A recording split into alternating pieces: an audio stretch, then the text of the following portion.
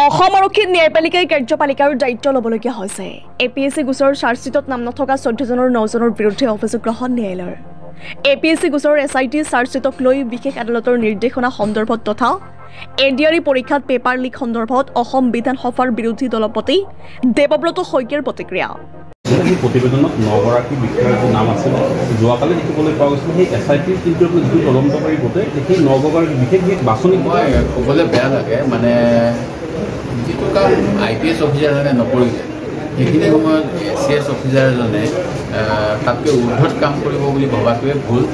উচ্চ ন্যায়ালয়ক অপমান কৰিব নাপায়। মই উচ্চ ন্যায়ালয়ে এনেকুৱা আশা কৰাটো মই ভুল বুলি ভাবোঁ। তেখেতসকলে DGPক আচলতে ক'ব লাগিছিল যে SPতকৈ ওপৰত DIG লেভেলৰ অফিচাৰৰ পৰা এই APSC দুৰ্নীতিত তদন্ত কৰক, আৰু তেতিয়া দেখা পাইছোঁ যে তেওঁলোকে নাম ভৰাই দিয়া নাই, কোৰ্টে নিজে নাম ভৰাইছে, নহয় জানো? এতিয়া কোৰ্টে সেই গতিকে মই এতিয়া মানে ন্যায়পালিকাক কোৱা হয় যে তেখেতসকলে আইনৰ শাসন প্ৰতিষ্ঠা কৰিব, অৰ্থাৎ আইনখন ৰূপায়ণ হৈছে নে সেইটো চাব।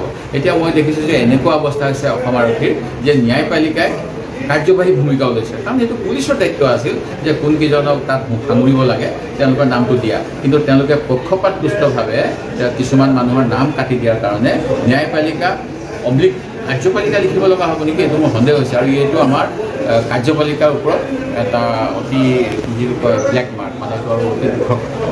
কালি NDRE পৰীক্ষাৰ প্ৰশ্নপত্ৰৰ কথাটো মুখ্যমন্ত্ৰীয়ে উত্তৰ দি কৈছে যে সংবাদ মাধ্যমে ইয়াৰ কাৰণে জগৰীয়া উল্লেখ কৰা হৈছে, দুটা সদনৰ কথা উল্লেখ কৰা হৈছে, আৰু এটা কথা উল্লেখ কৰিছে বিয়া হৈ যোৱাৰ পিছত পেণ্ডেলৰ কি দৰকাৰ বুলি কৈছে। এইটো যদিহে মই এতিয়া একদম কোনোবা কাগজত দেখিছোঁ যে NDREখনৰ পৰীক্ষা আৰম্ভ হোৱাৰ আধা ঘণ্টাৰ ভিতৰত পেপাৰ লিক হৈছে।